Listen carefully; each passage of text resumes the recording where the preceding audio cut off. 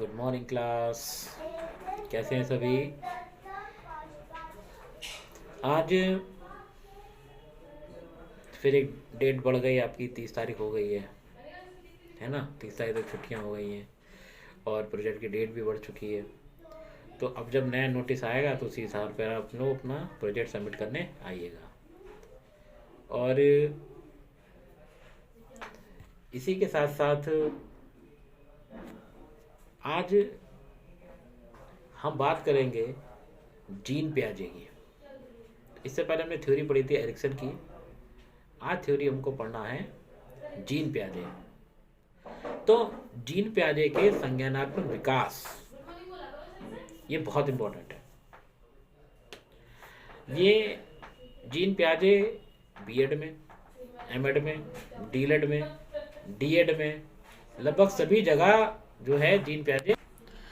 तो जीन पियाजे के बारे में बात करें, इनका जन्म जो है वो 1896 में हुआ था और स्विट्जरलैंड के निवासी थे, है ना। इसके साथ साथ जीन पियाजे ने संज्ञान विकास का एक नवीन सिद्धांत जो है वो प्रस्तुत किया है। उनके अनुसार संज्ञान विकास की अवधारणा आयु ना होकर बालक द्वारा चाही गई अनुक्रिया से दूसरी अनुक्रिया तक पहुंचने की एक निश्चित प्रगति है। बालक बाद की अवस्था की क्रिया नीतियों को शुरू के स्तर की क्रिया नीति के उपलब्धि और उनके अभ्यास के बिना ग्रहण नहीं कर सकता। जैसे मैंने आपको पूर्व कक्षा में बताया था कि अगर कोई छोटा बालक है, वो उसे चम्मच पकड़ना नहीं आता, है ना, लेकिन एक टाइम ऐसा आता है कि वो चम्मच पकड़ना सीख जाता है। क्यों? उसे पता है कि अगर हमें गर्म कोई लिक्विड चीज़ अगर हमें पीनी है, ठीक है, जो बाउल में रखी गई है, तो उसको हमें चम्मच के माध्यम से ही पीना पड़ेगा। या खीर हो गई या सूप हो गया, कि हम डायरेक्ट नहीं पी सकते उन चीज़ों को, तो उसके लिए वो उनकी आवश्यकता बन गई है। तो जीन पियाजे के बारे में एक बात और है कि इन्होंने जो सिद्धांत दिया है संज्ञानात्मक विकास का सिद्धांत, ये इनके जो इनकी तीन संतानें थी, इन्हीं तीन संतानों को उन्होंने अच्छे से ऑब्जर्व किया था और उसी ऑब्जर्वेशन का जो रिजल्ट निकल कर आया है, इसी आधार पर उन्होंने अपना जो संज्ञानात्मक विकास है इसको उन्होंने प्रतिपादित किया। जीन पियाजे ने कुछ बुक्स लिखी हुई हैं और ये बुक्स जो है according to your exams, according to your UPTET and CTET, ये आपके लिए बहुत फ़ायदेमंद रहेंगी। तो इसको आप सुनिएगा ध्यान से, ठीक है। तो इन्होंने कौन कौन सी बुक्स लिखी हैं, तो जिनमें पहली आती है the language of thought of the child. ये इनकी पहली पुस्तक थी, 1923 में इन्होंने बुक लिखी है, तो एग्ज़ाम में ये पर्पज से इम्पोर्टेंट बन जाती है। दूसरी आती है judgement and reasoning in the child, 1924 में लिखी गई। The child conceptions of physical world, 1926। The moral judgement of the child, 1932। The origin in intelligence in the child, 1937। The child's conceptions of numbers, 1941. The child conceptions of time, 1941. The 46, sorry. The child conception of space, 1948. The psychology of intelligence, 1950. Logic and psychology, 1953. The early growth of logic in the child, 1964. The mechanism of perception, 1969. The psychology of child, 1969. Science of education and psychology of the child, 1969. The grasp of consciousness, 1976. तो ये books थी।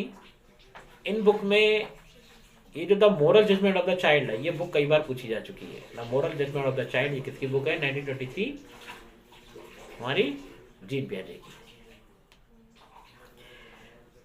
अब आते हैं पियाजे के संज्ञानात्मक विकास के सिद्धांत के कुछ महत्वपूर्ण संप्रत्यय है, यानी सम इंपॉर्टेंट कॉन्सेप्ट ऑफ पियाजे थ्योरी ऑफ कॉग्निटिव डेवलपमेंट।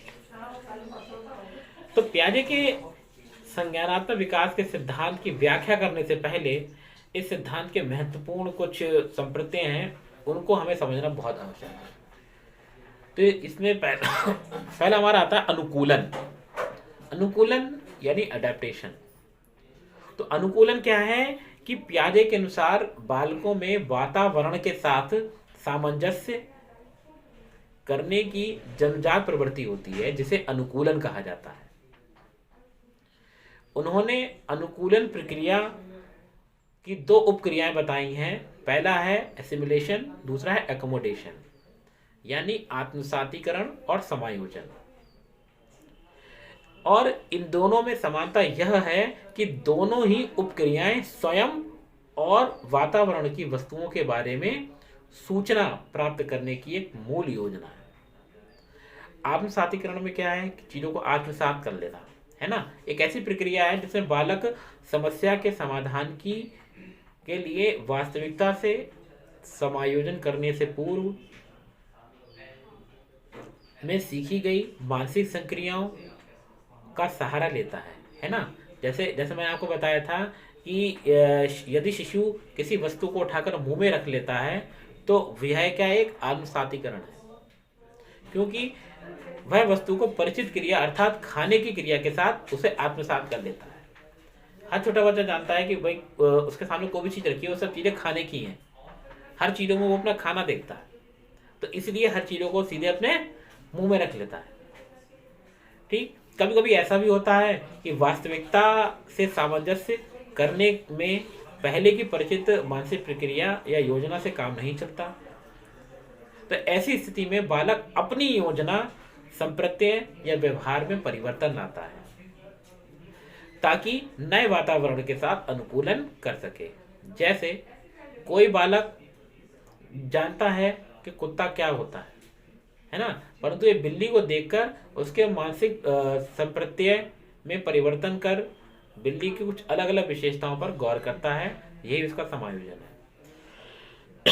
ठीक, अगर वैसे मैंने आपको ये बात कक्षा में बताई है कि अगर छोटे बच्चे को अगर आपने बता दिया कि जिसके दो सींग होते हैं, एक पूंछ होती है वो, और चार थन होते हैं, जो हमें दूध देती है, जिसका दूध हम पीते हैं, वो गाय है।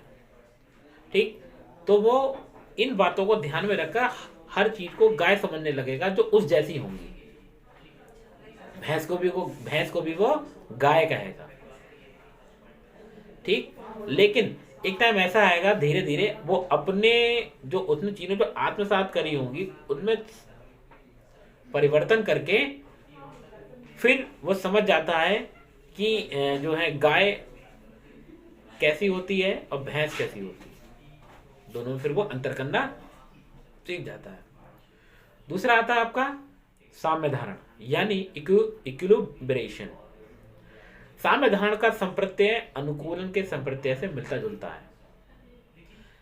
सामान्यतः यह एक ऐसी प्रक्रिया है जिसके द्वारा बालक आत्मसातीकरण तथा समायोजन के बीच एक संतुलन कायम करता है। इस तरह से साम्य धारण एक तरह से आत्मनियंत्रण यानी सेल्फ रेगुलेटरी एक प्रक्रिया है। पियाजे का कहना है कि जब बालक के सामने कोई समस्या आती है, कोई परिस्थिति आती है जिसका उसे कभी अनुभव नहीं हुआ था, तो इससे उसमें एक तरह का संज्ञानात्मक असंतुलन उत्पन्न होता है, जिसे दूर करने के लिए वो संतुलन लाने या आत्मसात करने या समायोजन दोनों ही प्रक्रिया करना प्रारंभ कर देता है। ठीक, अब जैसे आप लोग बीएड करने आए, इससे पहले कभी आपने बीएड तो कभी किया नहीं, केवल सुना था या आपने करते हुए देखा था। तो अब आपके सामने हर वो नई नई समस्याएं आ रही, प्रोजेक्ट, असाइनमेंट, प्रोजेक्ट ये कैसे बनेगा, है ना। तो इसमें जो है फिर आपने क्या काम करा, आपके सामने जो नई समस्या आई, भाई अब तक आपने 12th क्लास या ग्रेजुएशन क्लास तक आपने जो चीज़ें सीखी थी उनसे अगर चीज़ें अगर डिफर लग रही हैं तो आप क्या करते हो, वो नई चीज़ों को पुरानी चीज़ों के साथ जोड़कर समायोजन करने का कोशिश करते हो। तो यही हमारी साम्य धारणा है। नेक्स्ट आता हमारा कंजर्वेशन यानी संरक्षण, कि पियाजे सिद्धांत में यह महत्वपूर्ण संप्रत्यय है। संरक्षण से तात्पर्य वातावरण में परिवर्तन और स्थिरता, वातावरण में परिवर्तन और स्थिरता दोनों को पहचानने व समझने की क्षमता तथा किसी वस्तु के रंग रूप परिवर्तन को उस वस्तु के तत्व में परिवर्तन से अलग करने की क्षमता होती है। तो पियाजे के सिद्धांत एक संप्रति यह है कि जिस पर मनोवैज्ञानिकों ने सबसे अधिक शोध किया। तो संरक्षण बहुत जरूरी है। चौथा हमारा आता है संज्ञानात्मक संरचना यानी कॉग्निटिव स्ट्रक्चर।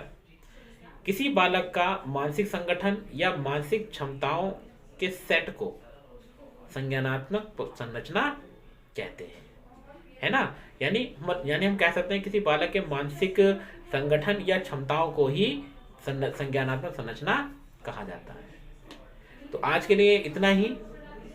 कल हम पियाजे के संज्ञान सिद्धांत के विकास के कुछ और कॉन्सेप्ट हैं उनको समझेंगे। और कुछ लोगों मेरे पास ये बातें आ रही हैं कि लोग कह रहे हैं कि सर वो जो आपका प्रोजेक्ट है उसमें थ्योरी भी लिखनी है क्या। तो थ्योरी आपकी मर्जी है, आप लिखना चाहें लिख लें, क्योंकि मैंने जो आपको असाइनमेंट दिया है उस असाइनमेंट केस स्टडी भी एक थ्योरी है, उसकी भी थ्योरी लिखनी है। अब चाहो तो असाइनमेंट में लिख लो या प्रोजेक्ट में लिख लो या दोनों में लिख लो, दोनों में लिख लो अच्छी बात है, वरना अगर एक में भी एक लिखी है तो उससे भी हमारा काम चल जाएगा। ठीक है, तो आज के लिए इतना ही। कल हम नए लेक्चर के साथ फिर से आपसे रूबरू होंगे। तब तक के लिए धन्यवाद।